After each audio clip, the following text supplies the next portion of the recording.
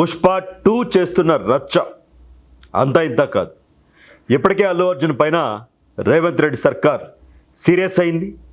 పోలీసులు కేసు కూడా నమోదు చేశారు. అయితే ఈ ఎఫెక్టు అల్లు అర్జున్ పైన మాత్రమే పడడం లేదు, మిగతా హీరోల పైన కూడా పడింది. వచ్చే పెద్ద హీరో సినిమాల పైన కూడా ఈ ప్రభావం పడింది. ఏదైతే పుష్ప బెనిఫిట్ షో సందర్భంగా హైదరాబాద్లో సంధ్యా థియేటర్ దగ్గర ఏదైతే తొక్కిసలాట జరిగిందో, ఆ తొక్కిసలాటలో దిల్సుఖ్ నగర్కి చెందిన రేవతి అనే వివాహిత చనిపోయింది. ఆవిడ కుమారుడు శ్రీతేజ్ ప్రాణాలతో కొట్టిమిట్టాడుతూ ఉన్నారు.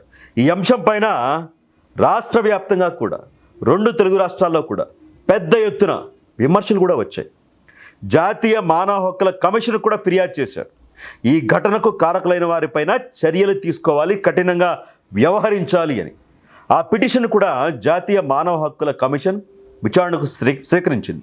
సో ఇంత రచ్చ జరుగుతున్న నేపథ్యంలో, ఏకంగా సినిమాకు వచ్చిన వాళ్ళు ప్రాణాలు కోల్పోయిన నేపథ్యంలో, ఈ ప్రాణం పోవడంలో చాలామంది బాధ్యత రాహిత్యం ఉన్న నేపథ్యంలో తెలంగాణ సర్కార్, రేవంత్ రెడ్డి సర్కార్ కీలక నిర్ణయం తీసుకుంది. సినిమాటోగ్రఫీ మంత్రి కోమటిరెడ్డి వెంకటరెడ్డి గారు కీలక ప్రకటన చేశారు. సంధ్యా థియేటర్లో పుష్ప 2 సందర్భంగా ప్రాణాలు కోల్పోయిన నేపథ్యంలో ఇక నుంచి తెలంగాణలో ఎలాంటి బెనిఫిట్ షోలకి, తెల్లవారుజామున షోలకి, అర్ధరాత్రి షోలకి అనుమతి ఇవ్వబోము అని కుండబద్దలు కొట్టేశారు.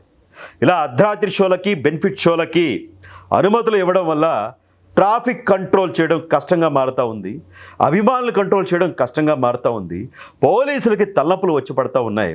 సాధారణంగా రోడ్ల వెంట వాళ్ళు కూడా ఇబ్బందులకు గురవుతూ ఉన్నారు. ముఖ్యంగా ఆర్టీఎక్స్ క్రాస్ రోడ్స్లో, కూకట్పల్లిలో ఇలాంటి ప్రాంతాల్లో ఇలాంటి ఇబ్బందులు తలెత్తా ఉన్నాయి. కాబట్టి హైదరాబాద్లోనే కాకుండా తెలంగాణ వ్యాప్తంగా ఇక ఏ హీరో సినిమాలకు కూడా బెనిఫిట్ షోలు, స్పెషల్ షోలు ఉండవు అని ఆయన చెప్పేశారు.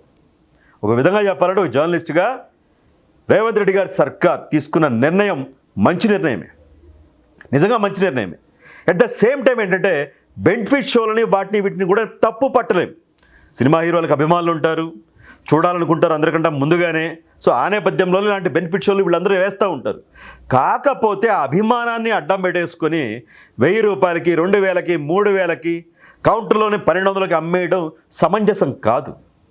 ఒక 100, ఒక 200 అంటే కొంతవరకు ఓకే, కానీ వేలకు వేలు అభిమానులు దోచుకోవడం మంచిది కాదు. నిర్మాతలు కూడా అలాగే ఉంటారు. పెద్ద పెద్ద హీరోలకి పెద్ద పెద్ద రెమ్యునేషన్లు ఇస్తారు, భారీ బడ్జెట్ ఖర్చు పెడతారు. ఆ సినిమా హిట్ అవుతుందో తెలియదు, ఫట్ అవుతుందో తెలియదు, ఏం టాక్ వస్తుందో తెలియదు.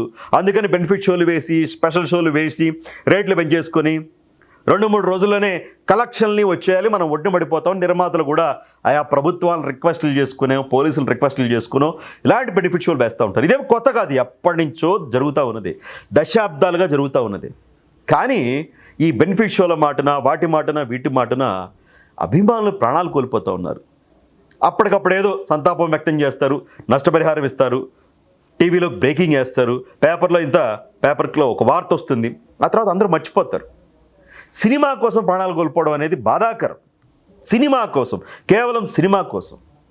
సో ఒక విధంగా రేవంత్ రెడ్డి గారి సర్కారు తీసుకున్న నిర్ణయం మంచిదైనప్పటికీ, బట్ బెనిఫిట్ షోలను తప్పు పట్టలేం. అలా అని అభిమానులను దోచుకోకూడదు, వాళ్ళని కంట్రోల్ చేయాలి, పోలీసులకు సమాచారం ఇవ్వాలి, వాళ్ళ సహాయ సహకారాలు ఈ బెనిఫిట్ షోలకు తీసుకోవాలి. అందుకని ఇవన్నీ ఏమీ లేకపోవడం వల్లే సంధ్యా థియేటర్ దగ్గర రేవతి అనే వివాహిత చనిపోయింది. సో త్వరలో సంక్రాంతికి బాలయ్య గారి డాకు మహారాజు రాబోతూ ఉంది, రామ్ చరణ్ది గేమ్ చేంజర్ రాబోతూ ఉంది, వెంకటేష్ గారిది సంక్రాంతికి వస్తున్నాం సినిమా కూడా రాబోతూ ఉన్నాయి. సో ఏదైతే పుష్ప 2కి అయితే వచ్చేసినాయి కదా, బెనిఫిట్ షోలకి, మార్నింగ్ షోలకి, వీటన్నిటికీ డబ్బులు వచ్చేసినాయి, ఏం పర్లా, పుష్ప సేఫ్ ఈ విషయంలో. బట్ ఆ సినిమా వల్ల జరిగిన ప్రాణ నష్టం వల్ల తెలంగాణ సర్కార్ తీసుకున్న నిర్ణయం మిగతా హీరోల మీద, మిగతా సినిమాల మీద పడుతూ ఉంది. మరి సినిమా ఇండస్ట్రీ అంతా కలిసి ఏమైనా రిక్వెస్ట్ చేస్తుందా, ఇలాంటి తప్పిదాలు జరగకుండా చూసుకుంటామని? మరి ఏమవుతుందో తెలియదు. కానీ బట్ తెలంగాణ సర్కార్ నిర్ణయాన్ని ప్రశంసించే వాళ్ళు ఉన్నారు, ఒకసారి ఆలోచించండి అనేవాళ్ళు కూడా ఉన్నారు. సో మొత్తంగా ఈ అంశాన్ని పక్కన పెడితే తెలంగాణ సర్కార్ ఎంత నిర్ణయం తీసుకోవడానికి కారణం ఏంటి అంటే, సంధ్యా థియేటర్కి బెనిఫిట్ షోకి 9:40కి అయితే టికెట్లు తీసుకున్న వాళ్ళంతా వచ్చారు. వాళ్ళు ఏం చేసి ఉండేవాళ్ళు, మహా అయితే టికెట్లు ఉన్న వాళ్ళని లోపల పంపించేవాళ్ళు, సినిమా చూసి ఏళ్ళేసి గోల్ చేసి సైలెంట్గా వెళ్ళిపోయేవాడు, అంతవరకు మాత్రమే జరిగేది. కానీ అల్లు అర్జున్ గారు అండ్ టీం ఏం చేశారు అంటే పోలీసులకి సమాచారం ఇవ్వకుండా, ఇది పోలీసులు చెప్పిన వెర్షనే, పోలీసులకి ఏమాత్రం సమాచారం ఇవ్వకుండా సడన్గా థియేటర్ దగ్గర ప్రత్యక్షమయ్యారు. సడన్గా కూడా కాదు, అల్లు అర్జున్ గారి ఆర్మీ కానీ ఆయన ఫ్యాన్స్ కానీ ఫ్యాన్ పేజీల్లో వాట్సాప్ గ్రూపుల్లో ముందుగానే సమాచారాన్ని లీక్ చేశారు. ఇదిగో అల్లు అర్జున్ సంధ్యా థియేటర్కి షో చూడడానికి రాబోతా ఉన్నారు అని. ఇక సోషల్ మీడియా అన్నాక ఏముంటుంది చెప్పండి, ఒక నిప్పు వెలిగించినట్టే ఇక మొత్తం కాలిపోద్ది. నిమిషాల్లో ఆ పోస్ట్ వైరల్ అయిపోయింది, ఎక్కడెక్కడ ఫార్వర్డ్ చేసేసుకున్నారు. వేలాది మంది అభిమానులు, టిక్కెట్లు లేని వాళ్ళందరూ కూడా అక్కడికి మొత్తం గుమిగూడేశారు. పుష్ప 2 ఫేవర్ దేశమంతా ఉంది. అలాంటి టైంలో అల్లు అర్జున్ ఒక థియేటర్కి వస్తూ ఉన్నారు అంటే బెనిఫిట్ షోకి ఊహించలేం, చాలామంది వస్తారు. సో ఈ అంశంలో ఏంటంటే పోలీసులకు సమాచారం ఇచ్చుంటే వాళ్ళు ఒక అంచనాకు వచ్చి ఉండేవాళ్ళు. అల్లు అర్జున్ గారు ఇంతమంది వచ్చే అవకాశం ఉందండి, మీరు రాకండనో, లేదు అంటే లేదండి ఇంతమంది వచ్చే అవకాశం ఉంది, పర్వాలేదు మీరు రండి, మేము తగిన రక్షణ కల్పిస్తామనో ఏదో ఒకటి చెప్పేవాళ్ళు కదా. అయితే క్యాన్సిల్ అయ్యేది ఏమవుతుంది, లేదంటే రమ్మనేవాళ్ళు, ప్రొటెక్షన్ ఇచ్చేవాళ్ళు. పోలీసులకు సమాచారం ఇవ్వకుండా అల్లు అర్జున్ గారు అండ్ టీం రావడం తప్పు అని పోలీసులే తేల్చేశారు. సెంట్రల్ డీసీపీ ఆయన ఏం చెప్పారు ఒకసారి చూడండి. And this case has been booked on the complaint of the lady's husband who passed away. And in that complaint, the theater management, actor Allu Arjun, and his security team, security in charge, these people have been named accused. Allu Arjun also actually. Yeah, as per the complaint, he is accused. A4. No, in the complaint they have mentioned theater management because they do not know who is involved in the management of theater, who all is in the team. So even A2, A3, A4, what you are asking, it will come in further investigation. But as per the complaint, theater management, Allu Arjun and his security team, they have been mentioned as accused. Sir, where actually Sam had అదే ఆయన చెప్పింది. ఏం చెప్పారంటే సంధ్యా theatre పైన, అల్లు అర్జున్ గారి team పైన, security team పైన, అల్లు అర్జున్ గారి పైన కూడా కేసు నమోదు చేశారు. ఏదైతే బిఎన్ఎస్ న్యాయ సమితిలో ఉన్న చట్టాల్లో 105 సెక్షన్ పెట్టారు, 118 సెక్షన్ కూడా పెట్టారు. అంటే హత్య లేదా ప్రాణ నష్టం కింద ఈ సెక్షన్లు నమోదు చేశారు.